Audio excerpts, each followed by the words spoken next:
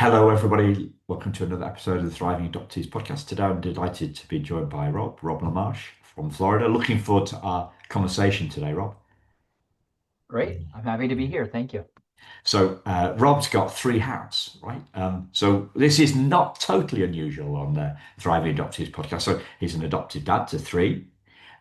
He's an adoption attorney, and he also runs an agency, ACF, down in Florida. So, a lot of wisdom, a lot of learnings, and we're looking to dive into that. Yeah, there's listeners. Rob's making a slightly surprised face, scared No face. Yeah, pressure. no No pressure pressure. whatsoever.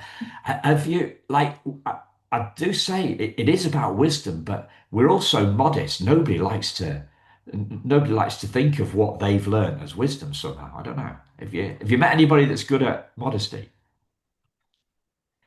Well, attorneys are notoriously not modest. I think that mine probably comes from being a social worker for many years before. Um, but it does turn out when I look at my credentials and I look at my lived experience, as a parent, but also as a professional. Um, it turns out I am an expert in this, and I, at a certain point, I just have to be okay with that and proud of it, Yeah. I suppose. Yeah. So So I didn't ask you about this. And you started off as a social worker and then became an attorney. Was that with the end in mind of being an adoption attorney? Was that kind of where it went, or I I've always been in child welfare, right? In a social work capacity. And then it was through my first adoption that I really began interacting with the legal system and issues related to that, and met some really interesting and bright attorneys who were advocating for my family. And it got me thinking. It got me thinking, like, I could do this. I could go to law school. I More people listen to attorneys when it comes to advocacy than they were, my sense was, for social yeah, work.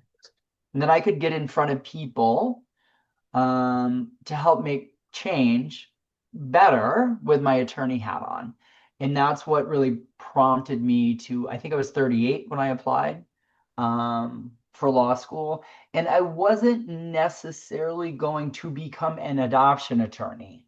I was open, but I was definitely going because I wanted to be able to advocate for the child welfare related issues that were important to me. yeah, yeah. And this made Cool. sense. When I Yeah, had the opportunity to go to the agency, it really pulled all my hats together and said, you get, private adoption agency, you can wear your social work hat and you can do the legal work in this space. And it continues to be a really good fit for yeah. me. Fantastic. So, looking back on this, obviously a thirst for knowledge and for learning. Going back to train to be a lawyer when you're 38. If you look back on those years, what are some of key themes key learnings that you've had in terms of the the the name of the podcast, Thriving Adoptees? What comes to mind when you look back on those years? Well, I want to make sure that I'm understanding the question. So, what have I seen in my experience Yeah. that I'm going to Okay. need your help Okay. with?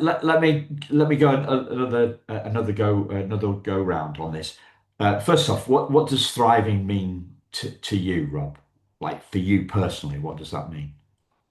Just being in your best element in the moment, right? I mean, you can be thriving in your work, you can be thriving in your family life, you can be thriving in your gym membership. Um, Yeah. Ultimately, nice to be thriving in all areas of your life. I don't know if that's always realistic, but I guess um, when I think then about thriving adoptees, a couple of things come to mind. One, we could be looking very specifically around our people doing well Are they happy? Are they well adjusted? Are they um, their best selves as it relates to their adoption, right? Which might be an area of their life, Yeah. right? Or we could be talking about globally. Is this adoptee doing famously in all areas of their life? Yeah. Because I think you could be one, you might be thriving as an adoptee, but also be experiencing a lot of challenges in your life. Yeah. I mean, ultimately, I think we would like everybody to be thriving in all aspects. Indeed, yeah. I'm looking for that global, yeah, that global all aspects side. Hmm. Hmm. That's where we're at. I think we're looking personally, professionally in terms of personally, professionally in our relationships. And it does seem like it would be a difficult um, place to arrive if people are not um, doing well with their status as an adoptee, right? It's hard to imagine someone thriving in their relationships, in their career, in their other areas if they're struggling with their experience or status as an Yeah, adoptee. yeah. I guess are you kind of getting at their grounding, Hmm. that their grounding in given I that mean, background? really, who you are, your sense of self is really going to be the basic, right, for everything. And we talk about building on a foundation. Um, and if your self-worth is compromised, if there are holes in your story, which unfortunately happens with a lot of adoptees, you can imagine that the foundation being less secure. Yeah. What does sense of self mean for you, Rob? So for you personally, what's that about for you? Understanding where I come from, um, and who I am today, and how all the experiences between those two things have, produced this person. The stress, the wonderful moments, the failures, the successes, um, and just really having a sense that all of my experiences have brought me to where I am today, and being good with that. Yeah. Because I often think that the more secure we are, so let's just say we as parents, right? The more Hmm. secure, and we've only got two canine, right? We've only got two dogs, me and my missus, but the more secure we are as parents, the more chance we have of kind of passing that on, sharing Sure. that with our kids. And I think of one of the seminal moments for me in running the podcast, speaking to an adoptive mum from Texas who also runs an agency called Holly Ann Petrie. And she said, it's really about unpacking our own emotional baggage as parents, Simon. That's what she said. It's all about, for her, it's all about her sense of security and her sense of self-esteem, self-worth, self-knowledge. She has to be in that. She has to be grounded. The Hmm. more grounded she is, the more grounded she can be in her relationship with her kids, Sure. and the more capacity she has to deal with the challenge that raising kids with adverse childhood experiences or who've been For relinquished, sure. all those things. Yeah, Well, you can, I mean, it's not hard to look at out in the universe and see examples of this, right? No one is perfect and no one's perfectly well adjusted, but folks who are not struggling with mental health or substance abuse or relationship issues or financial stresses and whatever tend to be more grounded and tend to be able to focus more on parenting. That just makes some good yeah, sense, right? yeah, And the when you were saying she had said something about being I think she said something about being like secure with herself or something like that. Yeah, unpacking And her own emotional baggage, which was about uh, being more grounded. So you mhm, use the word grounding. I like to think of it as having the conversations with other adoptive parents. It's about it's about their capacity, about our capacity, and what in what specific sense of that word the the ability to grow our capacity to handle, deal with, cope with, navigate our mhm, kids' behavior, right? mhm, And also the ability to not take their trauma-driven behavior personally because mhm. it was there before they came into our lives. Right. So it isn't personal, but we take parents can't help but take their kids' condition personally, right? It's For sure. impossible. Yeah. For sure. Um, I don't, it's funny because my husband and I talk about this fairly often. It'll come up. It'll come up in joking ways, but I also talk with this with my youngest children's birth mother. So we have this joke that, and I hope this lands okay. But when the kids have done something really great, and I'll send Ashley photos or a text, and I'll call her and be like, look at what my boy did or whatever. But if he does something bad, I'll be like, look what your son did. yeah. And we joke about this, right? She's like, oh, the bad stuff is mine and all the Yeah, good yeah. stuff is yours.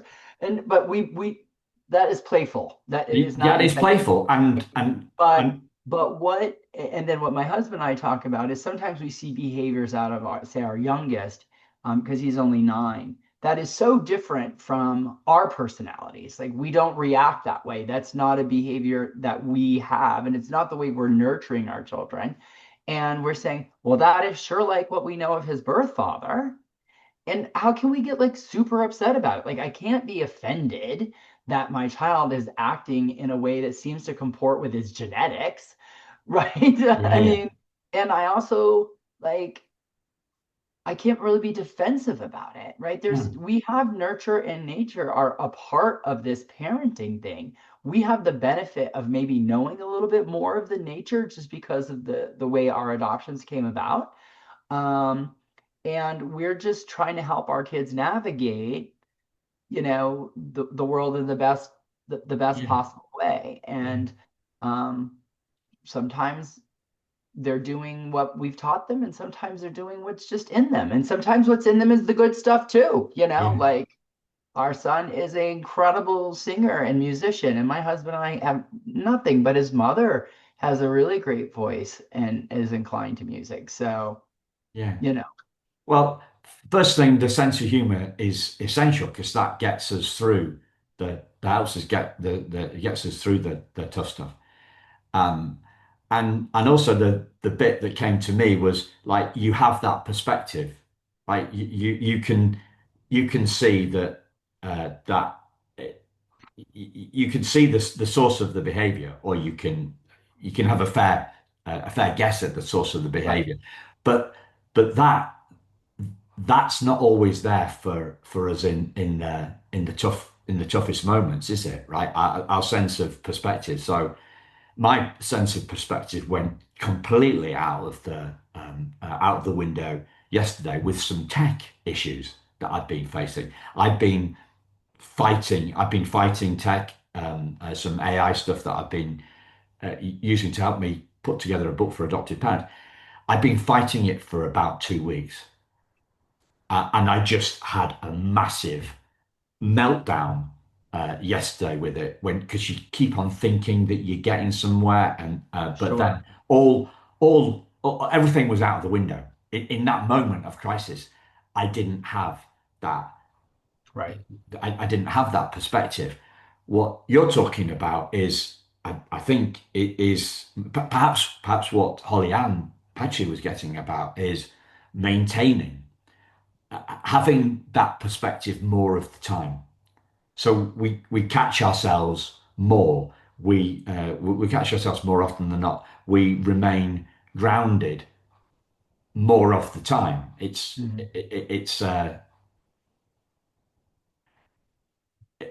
It's the amount of time that we have that perspective, because sometimes we don't, right? Hmm. Hmm. I think that it's hard not to have expectations, right? It's hard not to have expectations of our children. Um, and and I think it's okay to have, there's some minimal level of expectations that we should all have. But being a parent has taught me that I have to keep my expectations in check and make sure that um,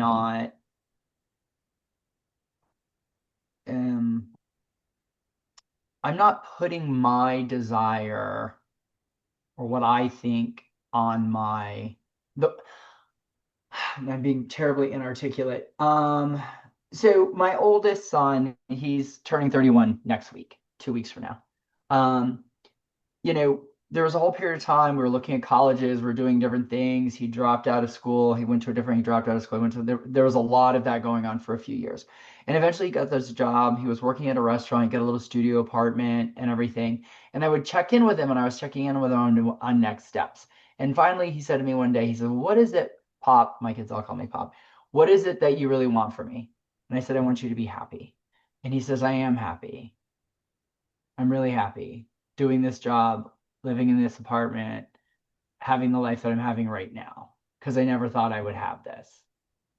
Because he was harking, going back to all the struggles he and his mom had until he when he went into care at 13, right? And he never imagined that he would have his own little place and be doing all that. And that was really good for me.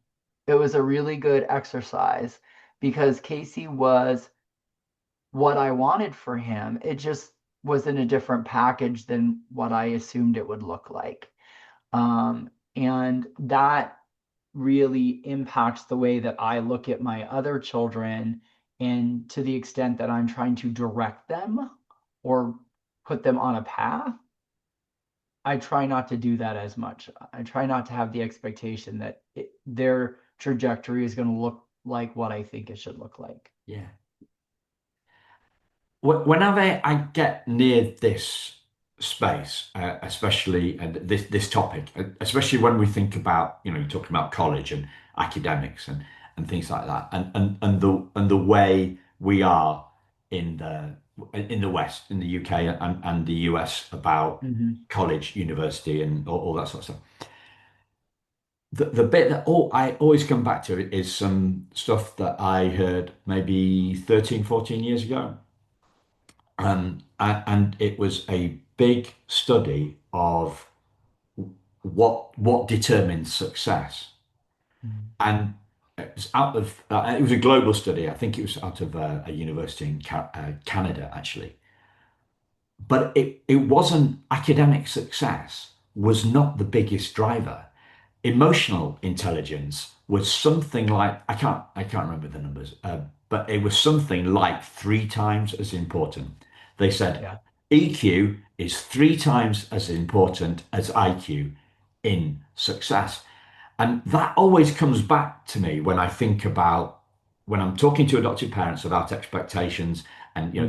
people start talking about developmental delays, or ADHD, not being able to not being able to concentrate in class, all this Sure. stuff. I always think, well, if college education, if IQ and all those things were the biggest drivers, like then maybe maybe this would be a big thing. But when it comes down to it, what do we want? Well, EQ is going to be more important. And if we take a less, if we say, right, I'm not bothered about what success means, what's the top priority for our kids? It's always got to be happiness. And Right. and your boy's saying that he is. And what an astute question for him to ask. What do you want from me? Like, Right. um, Right. And I think it happens with all parents. right? That I think this has to do with being sort of like the grounded piece. I think it has to do with feeling confident in yourself, right?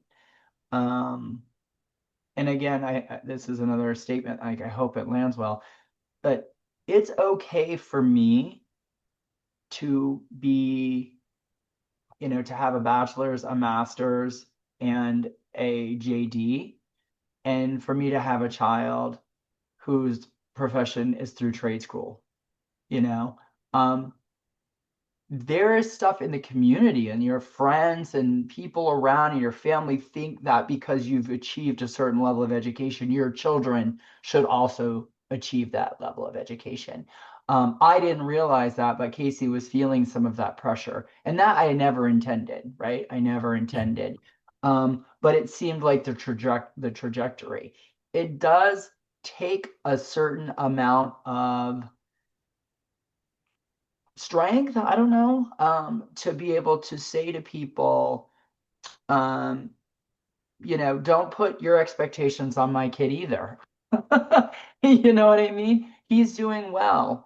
And particularly with him over the years, and to a lesser extent the other two, but it still happens. There are people who look down on adoptees. We know this, right? We're not making this up.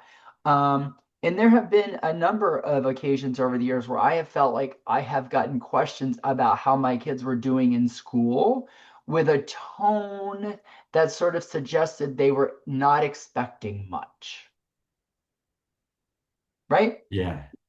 You know, like if I had said, oh, well, this one, she's going to an alternative school because she's a behavior problem or da da da, that would have been more in line with what they were expecting to hear than, oh, well, she's on the honor roll and she's volunteering and she's doing well. Um, that's still out there. Yeah. It, And I feel maybe I'm running on a tangent now, but these are the things that I'm thinking of yeah. as we talk. When you say look down, is that related to kind of like pathologizing adoptees as their trauma, or talking about their trauma limiting them, or what? Or is it is it an economic, or is it is it something to do with the background? Well, I Because you've think that adopted from foster care, right? So it's a right. different So I background. adopted from foster care, right? And those kids are looked at a little bit different than kids through private adoption, right? Because people make up all kinds of, ideas about how a private adoption happens. Like mom was a cheerleader, dad was a football captain, and Yeah. they on homecoming and they weren't ready to parent, so they placed this baby for adoption, right? That like practically never happens. No. I mean, someone's going to hear this and be like, that was what my story was like. But it'll be like one person, all right? So people think that it's very romantic sometimes, right? Where when it's kids from foster care, they imagine, people are, undereducated, Yeah. under-resourced, that they're more likely minority children, which isn't the case. But they have these ideas that they're coming from like, damaged stock, like they're Yeah. damaged goods already, so it's almost like people are waiting for your kid to have fulfill the sort of image that they have of where they came from, Yeah. right? Not necessarily really even knowing the full story. But I have definitely felt that over the years, with my kids, that people are kind of like watching, to see if they're going to repeat their birth parents' histories. So are they doubling up on the damage? Are they saying, right, this is from this kid is from this background. That's one part of damage, right? So they're coming at it from a middle class perspective to a more working Yeah. class. And then they've been uh, damaged by the trauma stuff as well, what they've been through. So they're kind of doubling up on it. Is that what it's Yeah, about? well, it's like they're coming from a difficult background. They've obviously experienced abuse or neglect, or they wouldn't be in the system, right? And then, what we know about the system is that it's unstable and under-resourced and stuff like that. And then they eventually landed in an adoptive family, and have to make that adjustment, you know. And in my case, with two men, you know, Yeah. um, which I don't discount that being an additional layer of difficulty that my children face. Um, but um,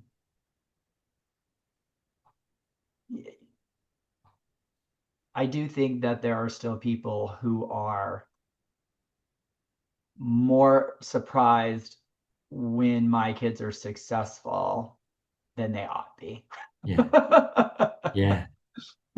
Tricky stuff. Tricky stuff. Um, It is tricky. It is tricky. tricky. You Tricky. know, um, yeah, we could have a whole other conversation about, some of the groups that I have been involved in where you have parents who have children through foster care, children through surrogacy, and children through private adoption, and how those groups mingle and then don't. Yeah. In some Well, other groups. it's like a clique, isn't it? So we have the same thing in the adoptee space. It's like, oh well, I saw somebody else, you know, put you use this, like so there's the different. Oh, well, I'm a transracial adoptee, or I'm a late discovery adoptee, or Intercountry like or I'm right. a baby scoop adopter. It's kind of like it's all identifiers, but so within the identifiers, then we have to break them down into the different like well, I never described myself as an adoptee until I started the podcast. Sure. I'm an adoptee. I used to say I'm adopted, and then people get very challenged by that, right? So, oh, that's an adjective, right? So I'm adopted, that's an adjective. Or I'm an adoptee. Well, that's defining your identity through it. Well, and then you disappear down some kind of vocabulary-based rabbit hole that's just got nothing to do with anything, really. Sure. I, I, I guess m my main concern is disidentification from trauma, right? Like there is um, I saw a post that said I am from an adopted parent, and it said I am trauma. That was the Mm. headline of of the social media article, and I just thought that's dangerous. Right. I mean, I would That's really agree. I, dangerous. I would agree with that, but I don't get to tell that person, right, I'm not gonna tell that person. how they feel. I don't think that my children would would say that. You know, my son, my oldest, you know, probably in his early 20s, just said to me very clearly one day, he's like, I know that, you and dad saved my life.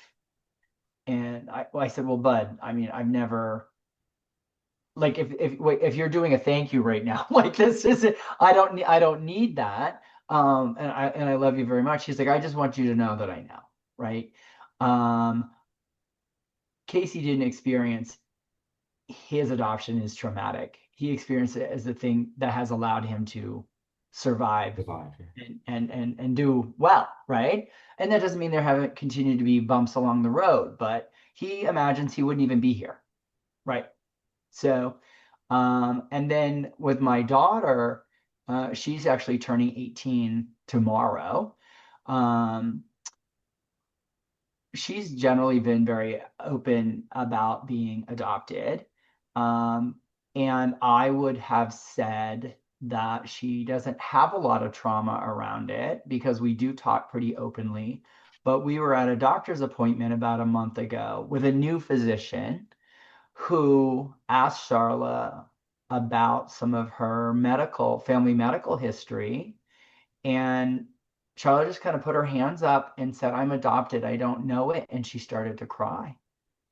And I was mortified because I know a lot of it because I talked to her mother, but I hadn't, but, and I guess I assumed that they had talked about it, but I don't know if Charlotte never felt comfortable doing it or what. So I went, and I'm an attorney and I work in adoption. I have women fill out their medical histories all the time. So I immediately called Ashley after the appointment and I was like, can I send you my medical? And will you fill it out for Charlotte, please? And she did. And I gave it to my girl and she's so happy to have it. Yeah. And Yeah. I wouldn't have imagined that, No. right? But that It- was some trauma there. There was some It's strong feelings that were happening in there at that doctor's office. I felt yeah. like a crap parent. Oh, Well, but we recovered, right? We yeah, did you the recovered, best we could after that. and it surfaced. What it surfaced the challenge. I have heard, I have heard fellow adoptees talk about that a lot. The whole thing about, and it so it's one thing kind of having questions in your head about your origins, right?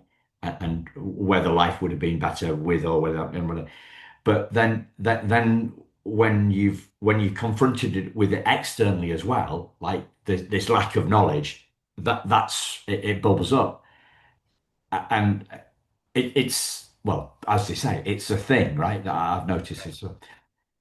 But for me, the have you heard this phrase "coming out of the fog"? Have you heard that? I think so, yeah. Yeah. So, what have you? Because it means different things to different people. What have you heard about that? What does it mean to you? Really, it sounds to me like gaining clarity. Yeah. So, in an adoptee space, right? We talk about coming out of the fog, which is uh, when our subconscious trauma becomes we can become conscious of it, Understood. right? And often, like with here I am going into the little cliche, the little cliques of adoption space, but often for kids adopted as babies, in the blanks, adoptees have got a blank slate in that kind of era before the trauma was kind of recognized. They will talk about coming out of the fog in middle age, right? So that's what happened to me. I didn't think I had an issue with being adopted until I had the moment with the teddy bear, right? She didn't love me enough to keep me. The were the words Right. that came out of my wife. My birth mother, didn't love me enough to keep me. I'd never said those words because I'd never thought those thoughts. So I came out of the fog in that moment. Sure. And people often think about coming out of the fog as a once and done thing, but it's not. It's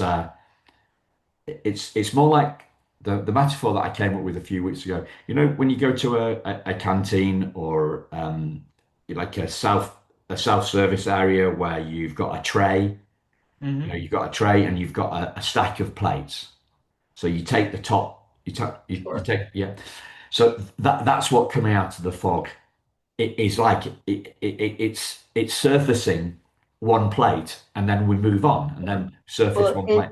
it makes perfect sense, that a person might have their first moment of that coming out of the fog, thinking about, with this teddy bear, right? Like why didn't she parent me? What was wrong with me, or what was wrong with her or us or this situation? Why, where was the love kind of thing, right? But at another point, there's the recognition. It sounds silly because it's biology, but that there was also a man involved, right? And where was he? And why didn't he take care of me? And there were probably grandparents. And oh, I also learned that they had another child that they were parenting. Well, what does that mean? That they're parenting that child or have parented subsequent children, you know? And, I think this is a natural time that these issues come up for people is when they're looking at, marriage, family planning, starting to talk about building their own family. So you can imagine all these times when these issues Come up, yeah. come up and you have to deal with them over and over. And so the fact that the there's been this moment in the new physicians consulting room, and that it's come up and it's led, well, that's another, and you jump straight into how do we get to this, resolve this issue, and and then it's, well, I wouldn't say it, is it done, but it's done to a part. It's another, it's a thing Right. crossed off the But list. what that has done is it has alerted me to the fact that there are things that I may not be able to anticipate. And she might have big feelings about things that she Yeah. hasn't articulated or even felt yet. So Yes. I'm making it aware. I'm also letting her know that I can handle that. Yeah. I can handle that uncomfortable thing, that scary thing that made you so Yeah. sad, that trauma, and I'll do what I can do. And I think in this situation, what was really nice is she knows that her birth mother will help too, Yeah. Yeah. because I didn't fill the form out based on what Ashley told me. I sent it to her. She filled it out in her handwriting and wrote a little note, sweet note Yeah. with, XOs, mommy. And for her to get that is even better, I Yeah. think. I mean, Yeah. you Yeah. know, she's So 18, 17, depending on the day. I mean, it's like, I got a yeah. different answer. It's like modeling the resilience, right? Yeah. You're modeling the resilience and you're stepping up. So it's another, I don't know, it's another learning opportunity, but as you say, these things, the things come up, the things surface until that I use this quite a lot on when I'm doing,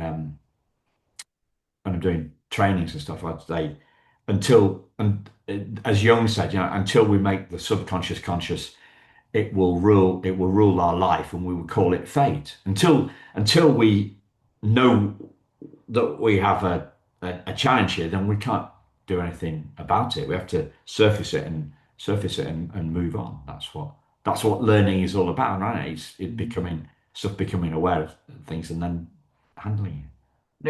It was a good reminder for me as a parent and also as a professional that the trauma exists inside, adoptees, even when it's not visible day to day, right? It's easy to take somebody who is an adoptee and might be struggling with substance abuse or something like that and say, oh, well, this makes sense. They've had a lifetime of trauma or whatever. Like, but it's existing in people who are thriving. It's existing in people who are not outwardly showing, those struggles. Yeah. Uh, You see, it, it, I think learning and thriving go along hand in hand, right? So it, I interviewed an adoptee, a lady called Rebecca Autumn Sansom. She made a documentary with Nancy Verrio, who's the author of The Primal Wound, right? So she's out there in terms of the adoptee space. She's trying to sure. make a difference. She's making films. Da, da, da, da. And when I asked her about what does she understand by thriving adoptees, and she said, I don't think I'm thriving. I'm not sure. She said, I don't think I'm thriving, or I'm not sure I'm thriving. So I said, well, from the outside, you're doing all this great work. You're at the vanguard of what's going on. So at that point, you realize that thriving it's like anything else. It's in the eye of the beholder, right? For So, sure. what are our self expectations? Are we, I would be, thriving for me is about being, and these aren't my words, right? Grace, yeah. grateful for the highs and graceful in the lows. Hmm. It's about being able to ride the emotional coaster that is life. Okay-ish, being able to not demonize or get very upset about being upset. I used to worry about being worried a lot. Uh, and then you worried, and then you become a moron. What a mentor of mine, Michael Neal from the over on the West Coast, talks about being you become a moron, right? You've got a more on your mind. Right, right, So we are what we're doing. We are pathologizing. We're pathologizing feeling bad, right? We become emotophobic. right. And everybody's got ADHD or everybody's, you've everybody's got mental health issues. Well, yeah, some people have mental health issues. Some people are just having a bad day. Bad Right. day does not equal, yeah, but Right. everybody wants to be. I don't know what it's like in the States, but I've heard about this quite a lot. Everybody wants to be in well, everybody. A lot of teenagers want to be in the club, and the club is suffering from depression or having mental or like if you've not got an ism, you're not in the gang. You've got to. Well, there's plenty of reasons for people to be struggling. And certainly I can't imagine a time when, you know, uh, the experience that teenagers in particular are having, and I can't speak for the whole country, or world, but it's incredibly different from the stress that, I experienced as a teenager in the 80s. I mean, it's just the how unsafe the schools are. Just the pressure is so different, um, that it doesn't surprise me that you have as many people struggling. And we don't do a very good job encouraging people to seek help. In the United States, we're very under-resourced in the mental health space. Our schools are way under-resourced. If you have one social worker for 500 kids, you're not providing a lot of good mental health support for sure. But that's probably a whole different podcast. Yeah, it is. Yeah. Where does your grounding come from? Where do you draw your strength from? Where's your resilience? What's your take on that? I have had a couple things. One thing that comes to mind, which, um, very much linked to what I just said, is I've had the benefit over the course of my life to have therapy.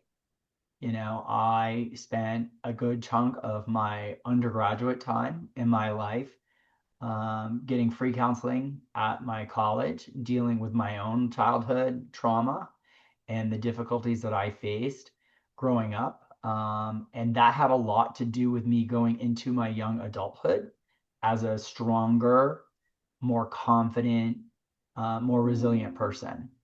And because that was so successful, when I have had times of great stress in my life, I have turned to therapy to get me through it, and it has.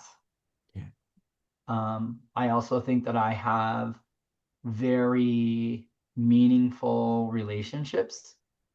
I nurture my relationships. I have people that I've known for a very long time, that I can, I don't want to say rely on because I don't like to burden people, but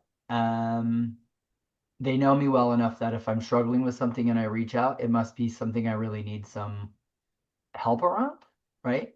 Or I wouldn't be asking. So, uh, I think that's part of it.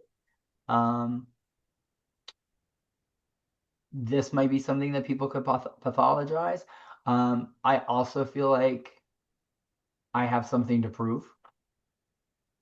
Uh, and, I want people to see someone who came from my background, um, and who is, a gay man in a space, child welfare, and this has not historically been friendly, certainly not in Florida when I first got here, to folks like me. There are additional parenting challenges I want, and there's a part of me that is like, I'm going to do this to my best damn ability so that I can help other people. But the naysayers will have to shut their mouths because people like me can do this. And that is a motivating factor for me every day, Yeah. trying to be an example, hopefully a good example.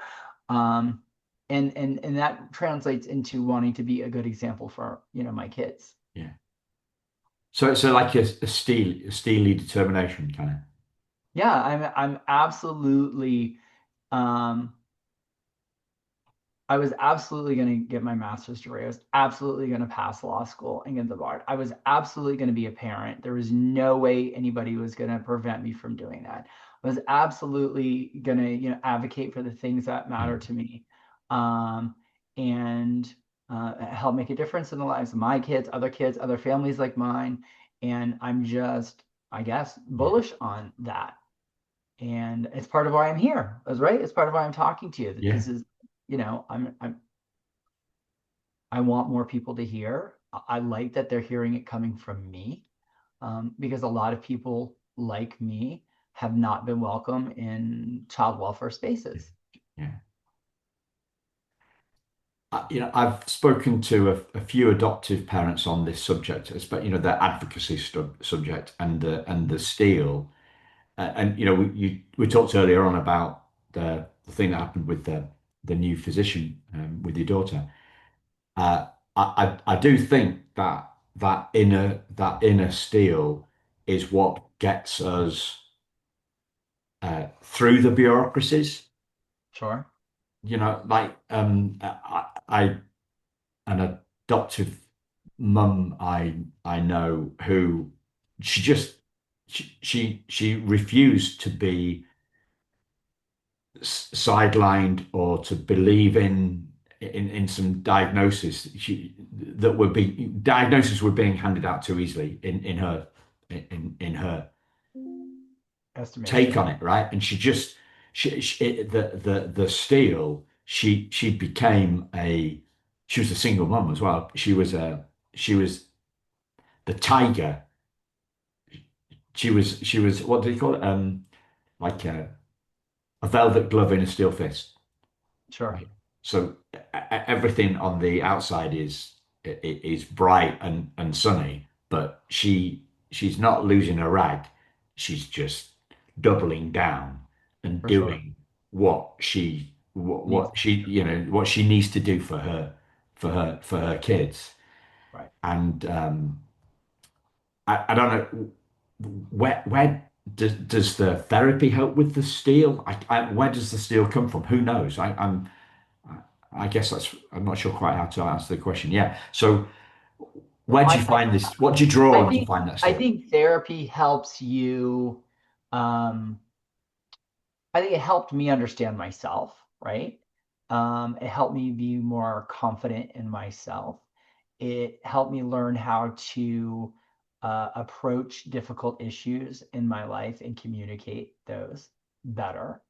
And then when you're operating in the world and you're more confident and you're communicating better, um, you get more done, right? And now it just feeds itself. You feel better about yourself. Yeah. You're expanding your connections and communications, and then it just continues to go like that. And that's my impression. And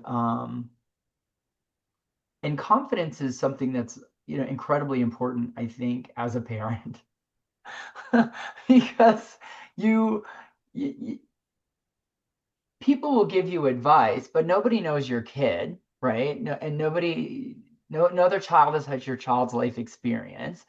And you have to be willing to sort of sort through all of that, take what you think would be useful and helpful for your kid given their circumstances. And it takes a certain amount of confidence to tell your own mother, no, no, that's not. that's not the way we're going to do it. Yeah. Okay. Um, uh, and I think for me, therapy had a lot to do with confidence, and I'm a better person. You never mind a parent because I have that, Yeah. you know. It's people use that word processing emotions, and I'm never quite sure what that means when therapy helps us process the things, process our emotions. But that communicating one landed for me. It's all. So we talk about understand. You talked about understanding yourself, and you talk about understanding your emotions and being able to communicate your emotions, which must be a bigger. When I was talking about the importance of EQ and why it's Mhm. way more important than IQ, that there must be some link in there. If we're communicating, our becoming more confident in communicating our emotions, because we've got to explain it to a therapist, I guess. For sure, for sure. But understanding your own emotions um, helps you understand other folks, right? Yeah, It also helps nurture your relationships when you can articulate to people what it is that you need, right? Or, as the case sometimes is in parenting, you understand that your reaction to this situation may have less to do with your kid and yeah, has more to do with you. Like you're feeling hurt, or you're feeling embarrassed, or you're feeling whatever it is. Might not really be about your child. It might be more about your own issues, bubbling up, your yeah, own expectations, your own insecurities. Um, and recognizing that then allows you to adjust your reaction and presumably, carry on in a better, a better way. And you were talking about processing emotions. So, remember, I'm a clinical social worker, and I've had a lot of therapy. So for me, processing emotions is, being able to recognize I have this feeling, right? Like this thing is happening to me. Okay, this event triggered that. Why did it trigger that? Because I have feelings about, these kind of things happening, da da da da. How have I responded to that in the past? Was it helpful? Was it not helpful? And depending on that answer, how might I respond now? For me, that's processing, right? Like, why am I feeling like this? And how do I get out of this space, in the best way possible? And I think that therapy allows people to do that exercise, and sort of slow themselves down and think through. Not every time, but I think people who've had the benefit of good therapy, um, in many cases, are better equipped to sort of yeah. do that. I want to take you back. So clearly, I'm a fan of, I think everybody should have therapy at some point. Really. Like, do commit to 10 sessions if you have the resources. It's good stuff. Yeah, And if you have kids who are adopted and they haven't been in any therapy, um, you know, you should think about that. yeah, cool. So we're coming up on time, Rob. Is there That was anything? fast. Yeah, it did. Yeah. Um, I interviewed an adopted dad from the UK ages ago, and he said when we finished the conversation, he said, "That was like therapy, Simon." No, he didn't say it in an excited way like I did. He was said, "Geez, that was like therapy, Simon." That's how I think he said it. But is there anything that I've not asked you about that you'd like to share, Rob? Oh gosh. I mean, there are so many issues and nuances around adoption. I just want to encourage folks who are adoptees, right? To ask questions, to participate in, podcasts like that, to reach out to adoption professionals if they want. Um, I don't think anybody is better off sitting on their feelings, or just trying to, squash their trauma. And there are enough of us out here, who care about you and these issues, that we don't want you suffering. We don't want you to have all these holes in your foundation if we can help it. There's a lot of us out here who want to see you thrive. We have a personal investment because we love our kids and our friends and family members who are adopted, and they're part of the community with you. And there's no shame. There's no shame in, in being an adoptee. There's no shame. There ought not be any shame in adoptions. There ought not be any shame in reaching out, Yeah. you know. Good stuff, Rob. And I sense another podcast coming with you and me getting together in 6 months or 9 months time or a year's time, whenever you're ready. I You sense know how another to reach subject. me. Yeah. You know how to reach me. I can talk for an hour pretty easy, Simon. Yeah. Yeah. Okay. Good on you. And it flew, right? It flew. And time flies Absolutely. when you're having fun. Right. Absolutely. Now I feel like I've just been watching all the emails that have been like flying into my box while I've been talking. I'm so nervous right now, but Yeah. it's good stuff.